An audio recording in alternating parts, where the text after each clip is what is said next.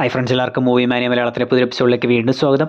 Detective Ujjwalan എന്ന ചിത്രം കണ്ടതിന് ശേഷം എനിക്കതിൽ നിന്ന് കണ്ടെത്താൻ സാധിച്ചിട്ടുള്ള കുറച്ച് കാര്യങ്ങളാണ് ഇന്നത്തെ എപ്പിസോഡിലൂടെ നിങ്ങളുമായി ഷെയർ ചെയ്യാനായി പോകുന്നത്. സത്യത്തിൽ ഈ വീഡിയോ ഇന്നലെ ഇടേണ്ടതായിരുന്നു. ഞാൻ കണ്ടെത്തിയ കാര്യങ്ങളെല്ലാം മിനിഞ്ഞാന്ന് തന്നെ എഴുതി വെച്ചതായിരുന്നു. എന്നാൽ ഇന്നലെ രാവിലെ മുതൽ ഇന്ന് വരെ ഹോസ്പിറ്റലിൽ ആയതുകൊണ്ടാണ് ഈ വീഡിയോ ഇത്രയും താമസിച്ചു പോയത്. സോ വീഡിയോ ലേറ്റ് ആയതിന് ആദ്യം തന്നെ ഒരു ക്ഷമ ചോദിച്ചുകൊണ്ട് നമുക്ക് നേരെ വീഡിയോയിലേക്ക് വരാം. ഒന്ന്, ഡിറ്റക്റ്റീവ് ഉജ്ജ്വലൻ എന്ന പേര് എഴുതി കാണിച്ചിരിക്കുന്നത് മഞ്ഞ നിറത്തിലാണ്. ഇതുകൂടാതെ ധ്യാനിന്റെ ആ ഉജ്ജ്വലൻ എന്ന ക്യാരക്ടർ അയാളുടെ ലൈബ്രറിയിൽ ഉജ്ജ്വല ചരിതം എന്ന് എഴുതി വെച്ചിരിക്കുന്നതും ഇതേ നിറത്തിൽ തന്നെയാണെന്നും, കൂടാതെ ഈ ക്യാരക്ടർ ആ കൊലപാതകി നടത്തിയിട്ടുള്ള 3 കൊലപാതകങ്ങളെ മാർക്ക് ചെയ്ത് കാണിക്കുന്ന സമയത്തും ഇതേ നിറം തന്നെ യൂസ് ചെയ്തിരിക്കുന്നതായും കാണാം. ഇങ്ങനെ ഈ ഒരു നിറത്തെ ചിത്രത്തിൽ പല ഭാഗത്തായി കാണിച്ചിട്ടുണ്ട്. 2, ഈ ഉജ്ജ്വലൻ ഉപയോഗിക്കുന്ന ആ ഹെഡ്സെറ്റിന്റെ ഭാഗം ചിത്രത്തിന്റെ പേരിൽ നമുക്ക് കാണാം. 3, ധ്യാനിന്റെ ഈ ഒരു ക്യാരക്ടറിനെ ചിത്രത്തിന്റെ തുടക്കത്തിൽ കാണിക്കുന്ന സമയത്ത് തന്നെ ബാക്ക്ഗ്രൗണ്ടിലായി ബോംബ് സ്റ്റാറിനെ സൂചിപ്പിക്കുന്നത് പോലെ ഒരു പടക്കം പൊട്ടുന്നതായി നമുക്ക് കേൾക്കാം. മറ്റൊന്ന്, ചിത്രത്തിൽ DC കോമിക്സിനെ പല രീതിയിൽ കാണിച്ചിട്ടുണ്ട്. സൂപ്പർമാൻ ലോഗോയുള്ള ടീഷർട്ട് യൂസ് ചെയ്തിരിക്കുന്നതായും ബാറ്റ്മാൻ കോമിക്സിലെ പല ചിത്രങ്ങൾ പല ഭാഗത്തായി യൂസ് ചെയ്തിരിക്കുന്നതായും ചിത്രത്തിന്റെ ഏറ്റവും ഒടുവിൽ ബാറ്റ്മാന്റെ ആ സിംബൽ ആകാശത്ത് വരുന്നത് പോലെ ധ്യാനിന്റെ ആ ഹെഡ്സെറ്റിന്റെ ചിത്രം കൊടുത്തിരിക്കുന്നതായും കാണിച്ചിട്ടുണ്ട്. ഇതുകൂടാതെ ഈ ചിത്രത്തിൽ പ്ലാച്ചിക്കാവ് എന്ന സ്ഥലത്തിന്റെ 50ാമത്തെ വാർഷികമാണ് എന്ന് പറയുന്നുണ്ട്. അതുപോലെ DC കോമിക്സിന്റെ 50ാമത്തെ ആനിവേഴ്സറിയുടെ പോസ്റ്റർ ഉജ്ജ്വലന്റെ റൂമിൽ ഒട്ടിച്ചു വെച്ചിരിക്കുന്നതായും കാണിച്ചിട്ടുണ്ട്. അതോടൊപ്പം തന്നെ ധ്യാനിന്റെ വണ്ടിയുടെ നമ്പറും ശ്രദ്ധിക്കുകയാണെങ്കിൽ അവിടെ DC-27 എന്ന് കൊടുത്തിട്ടുണ്ട്. ഡിറ്റക്റ്റീവ് കോമിക്സിന്റെ 27 എഡിഷനിലായിരുന്നു ലോകത്തെ ഏറ്റവും മികച്ച ഡിറ്റക്റ്റീവ് എന്ന് പറയുന്ന ബാറ്റ്മാനെ ഇൻട്രൊഡ്യൂസ് ചെയ്തിരുന്നത്. ഇങ്ങനെ ചിത്രത്തിൽ പല ഭാഗത്തായി DC കോമിക്സിനെ പ്രൊമോട്ട് ചെയ്തിരിക്കുന്നതായി കാണാം. കൂടാതെ അവരുടെ വണ്ടിയുടെ നമ്പർ പ്ലേറ്റിൽ പ്ലാച്ചിക്കടവ് എന്ന് സൂചിപ്പിക്കുന്നത് പോലെ PK എന്ന് കൊടുത്തിട്ടുമുണ്ട്. മറ്റൊന്ന്, ചിത്രത്തിൽ കോമിക് ക്യാരക്ടേഴ്സിനെ പറ്റി ഒരുപാട് കാര്യങ്ങൾ പറയുന്നത് കൊണ്ടാകാം ഇങ്ങനെ പല കോമിക് സൂപ്പർ ഹീറോകൾക്കും രൂപം കൊടുത്തിട്ടുള്ള സ്റ്റാൻലിയുടെ ഒറിജിനൽ പേരായിട്ടുള്ള സ്റ്റാൻലി മാർട്ടിനിലെ സ്റ്റാൻലി എന്ന രീതിയിൽ ഒരു സർക്കസ് കമ്പനിയുടെ പേര് കാണിച്ചത്. മറ്റൊന്ന്, അന്തിക്കുരുടൻ എന്ന ക്യാരക്ടർ ഉജ്ജ്വലന്റെ വീട്ടിൽ എത്തിയതിനു ശേഷം ഉജ്ജ്വലനുമായി സെറ്റ് ആയതിനു ശേഷം പിന്നീടുള്ള ദിവസങ്ങളിൽ ഈ അന്തിക്കുരുടൻ ഇടുന്നത് ഉജ്ജ്വലൻ അതുവരെ യൂസ് ചെയ്തുകൊണ്ടിരുന്ന ഡിറ്റക്റ്റീവ്സിന്റെയും മറ്റും ചിത്രങ്ങൾ അടങ്ങിയിട്ടുള്ള ടീഷർട്ടുകളാണെന്ന് കാണാം.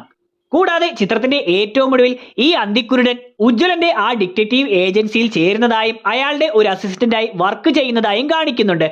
സോ പിന്നീട് ഈ അന്തിക്കുരുടൻ എന്ന ക്യാരക്ടർ ഒരു ഡിറ്റക്റ്റീവായി മാറും എന്നതിന്റെ ഒരു ഫോർഷാഡോയും കൂടിയായിട്ടാണ് അതിനു മുന്നേ വരുന്ന പല സീനുകളിലും ഇയാളെ ഓൾറെഡി തന്നെ ഇത്തരത്തിൽ ഡിറ്റക്റ്റീവ്സിന്റെ ടീഷർട്ട് ഇട്ടുകൊണ്ട് കാണിച്ചു പോയത്. പെർലിമാണിയും ഹസ്ബൻഡിനെയും കാണിക്കുന്ന സീനിൽ ഉജ്ജ്വലൻ വന്നുകൊണ്ട് നിങ്ങൾ ഇത് ഏത് യൂണിവേഴ്സിലാണ് എന്ന് ചോദിക്കുമ്പോൾ പെർലിമാണി പറയുന്നത് സോ ഈ സിനിമ അവതരിപ്പിച്ചിരിക്കുന്നത് വീക്കെൻഡ് സിനിമാറ്റിക് യൂണിവേഴ്സിലാണ്. അതുകൊണ്ടാണ് അവിടെ വീക്കെൻഡ് അല്ലേ എന്ന് തന്നെ പെർലിമാണി എടുത്തു പറയുന്നതായി കാണിച്ചത്.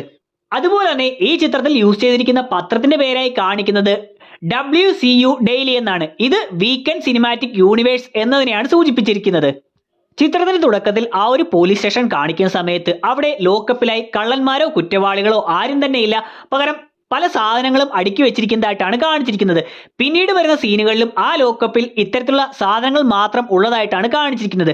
സോ ഇത് ആ ഒരു ചിത്രത്തിൽ പറഞ്ഞിരിക്കുന്നത് പോലെ തന്നെ ആ നാട്ടിൽ കുറ്റവാളികൾ ആരുമില്ല എന്നതുകൊണ്ടാണ് ആ ലോക്കപ്പ് ഇത്തരത്തിൽ സാധനങ്ങൾ കൂട്ടിയിടാനായി ഉപയോഗിച്ചിരിക്കുന്നതെന്ന് കാണാം. DC കോമിക്സിന്റെ കാര്യം പറഞ്ഞതുപോലെ ഷെർലക് ഹോംസിന്റെ പല കാര്യങ്ങളും ചിത്രത്തിൽ യൂസ് ചെയ്തിട്ടുണ്ട്.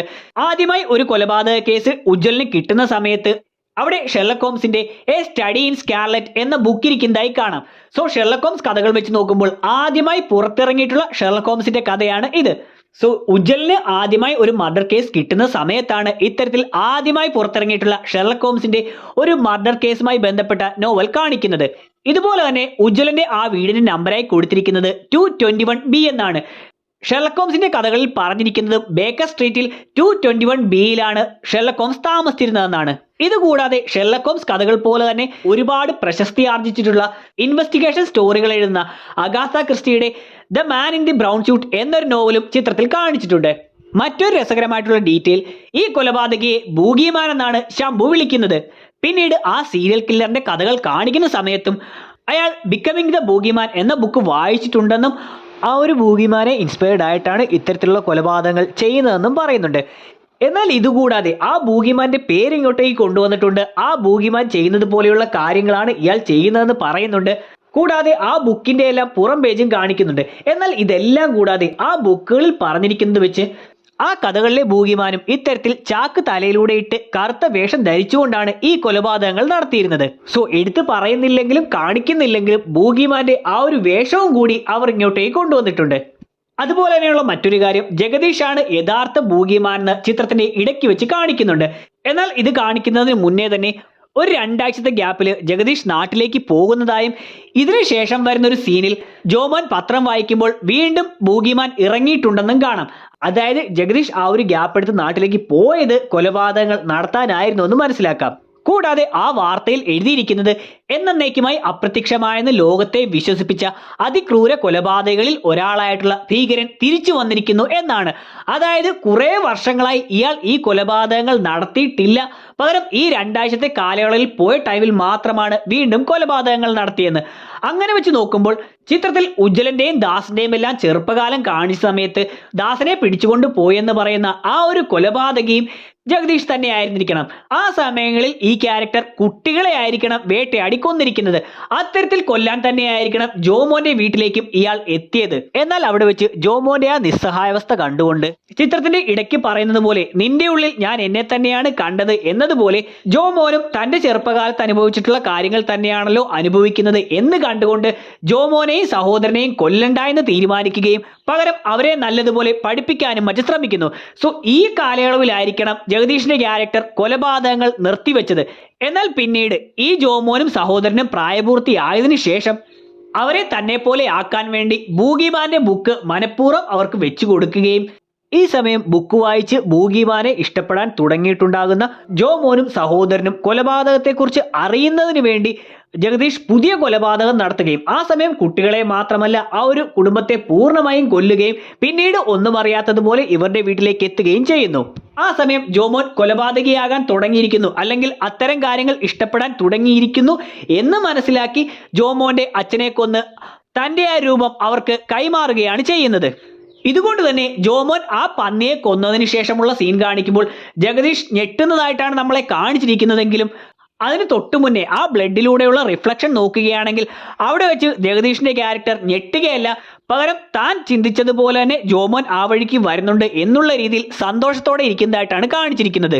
മറ്റൊന്ന്, ശംഭു മഹാദേവന് താമസിക്കാനായി ഉജ്ജ്വലന്റെ അമ്മായിയുടെ വീട് കൊടുക്കാൻ പോകുന്ന സീനിൽ ഉജ്ജ്വലൻ താക്കോൽ എടുക്കാൻ വരുമ്പോൾ അവിടെ സൈഡിലായി ധ്യാൻ ശ്രീനിവാസന്റെ ഒറിജിനലായിട്ടുള്ള ഇന്റർവ്യൂവിലും മറ്റും വന്നിരിക്കുന്ന ആ ചിത്രം നമുക്ക് കാണാം. ശംഭു മഹാദേവൻ ഒരു സീനിൽ മാഗ്നിഫൈങ് ഗ്ലാസ് ഉപയോഗിക്കുന്ന സമയത്ത് ഉജ്ജ്വലൻ പറയുന്നുണ്ട് ഇതെല്ലാം എൻ്റെ കയ്യിലുമുണ്ട്, ഞാൻ എടുക്കാത്തതാണെന്ന്. സോ ഈ ഒരു കാര്യം വ്യക്തമാക്കുന്നത് പോലെ ഉജ്ജ്വലന്റെ റൂം കാണിക്കുന്ന സമയത്ത് അവിടെ ഈ പറഞ്ഞിട്ടുള്ള മാഗ്നിഫൈങ് ഗ്ലാസും സ്പൈ ഗ്ലാസും ബൈനോക്കുലറും എല്ലാം ഇരിക്കുന്നതായി കാണാം. ഒരു പാട്ട് സീനിന്റെ ഇടയ്ക്ക് അന്തിക്കുരുടൻ എന്ന ക്യാരക്ടർ കുര്യനോട് താൻ അടിച്ചു മാറ്റിയിട്ടുള്ള പല കാര്യങ്ങളെയും പറ്റി വിശദീകരിക്കുന്ന സമയത്ത് കയ്യിലൊരു ചെറിയ സാധനം എടുത്ത് കുര്യനെ കാണിക്കുന്നതായി കാണാം. സോ അതൊരു ചെറിയ ട്രോഫിയാണെന്നും ഈ ട്രോഫി ആദ്യമായി അന്തിക്കുരുടൻ ശംഭുവിന്റെ മുറിയിൽ കയറിയപ്പോൾ എടുത്തിട്ടുള്ളതാണെന്നും കാണാം. ചിത്രത്തിൽ വളരെ രസകരമായിട്ടാണ് പേരുകൾ ഉപയോഗിച്ചിരിക്കുന്നത്.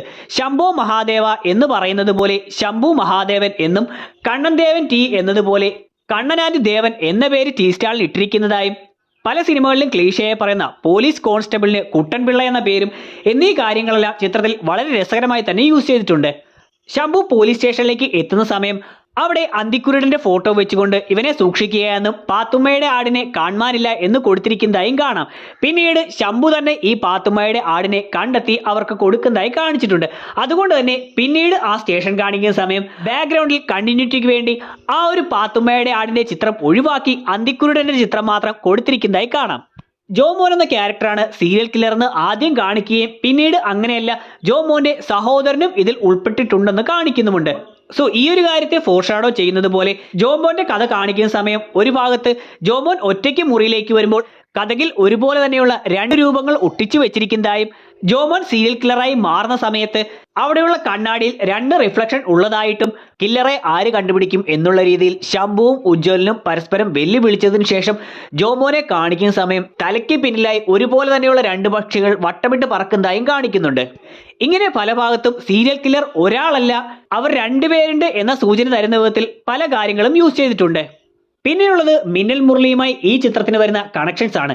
മിന്നൽ മുരളിയെ സൂചിപ്പിക്കുന്നത് പോലെ ഉപയോഗിച്ചിരുന്ന ബലവാൻ സിമെന്റിന്റെ പരസ്യം ഇവിടെ അതുപോലെ തന്നെ കൊടുത്തിരിക്കുന്നതായി പല ഭാഗത്തും കാണിച്ചിട്ടുണ്ട്. കൂടാതെ മിന്നൽ മുരളിയിലെ പോലെ DC കോമിക്സിലെ സ്കെയർ ക്രോ എന്ന വില്ലനെ സൂചിപ്പിക്കുന്നത് പോലെ തലയിൽ ചാക്കിട്ടുകൊണ്ടുവരുന്ന ഒരു വില്ലനെയാണ് ഇവിടെയും കാണിച്ചിരിക്കുന്നത്. കൂടാതെ ആ ചിത്രത്തിൽ ഒരു സൂപ്പർ ഹീറോയാണ് നായകനെങ്കിൽ ഈ ചിത്രത്തിലും സൂപ്പർ ഹീറോകളെ പറ്റി പല ഭാഗത്തും പറഞ്ഞു വെക്കുന്നുണ്ട്. അതൊന്നുമല്ലാതെ മിന്നൽ മുരളിയുടെ ഏറ്റവും ഒടുവിൽ മിന്നൽ മുരളി തന്റെ നാട് തേടി ഇനിയും പല വില്ലന്മാർ വരും, അവരെല്ലാം നേരിടാനായി എന്റെ നാടിനെ രക്ഷിക്കാനായി ഞാൻ ഇവിടെ ഉണ്ടാകും എന്ന് മിന്നൽ മുരളി പറഞ്ഞ് അവസാനിപ്പിക്കുന്നത് പോലെ തന്നെയാണ് ഇവിടെയും ഉജ്ജൽ എന്ന ക്യാരക്ടർ അവസാന ഭാഗത്ത് ഡയലോഗ് പറഞ്ഞു വെക്കുന്നത്. ചിത്രത്തിന്റെ കഥ നടക്കുന്നത് ഇന്ന വർഷമാണെന്ന് എടുത്തു പറഞ്ഞിട്ടില്ലെങ്കിൽ കൂടി 1990-ലാണ് ചിത്രത്തിന്റെ കഥകൾ നടന്നിരിക്കുന്നത് എന്ന് സൂചിപ്പിക്കുന്നത് പോലെ ആ വർഷത്തിൽ ഇറങ്ങിയിരുന്ന ഹിസ് ഹൈനസ് അബ്ദുള്ള, അക്കരെ അക്കരെ അക്കരെ എന്നീ ചിത്രങ്ങളുടെ പോസ്റ്ററുകൾ ഉപയോഗിച്ചിരിക്കുന്നതായും കാണാം. So that's it. ഇത്രയും കാര്യങ്ങളെല്ലാമാണ് ഈ വീഡിയോയിലൂടെ എനിക്ക് പറയാനുള്ളത്. വീഡിയോയുടെ അവസാനിക്കുകയാണ്. വീഡിയോ നിങ്ങൾക്ക് ഇഷ്ടമായിട്ടുണ്ടെങ്കിൽ ലൈക്ക് ചെയ്യാനും ഷെയർ ചെയ്യാനും സബ്സ്ക്രൈബ് ചെയ്യാനും ശ്രമിക്കുക.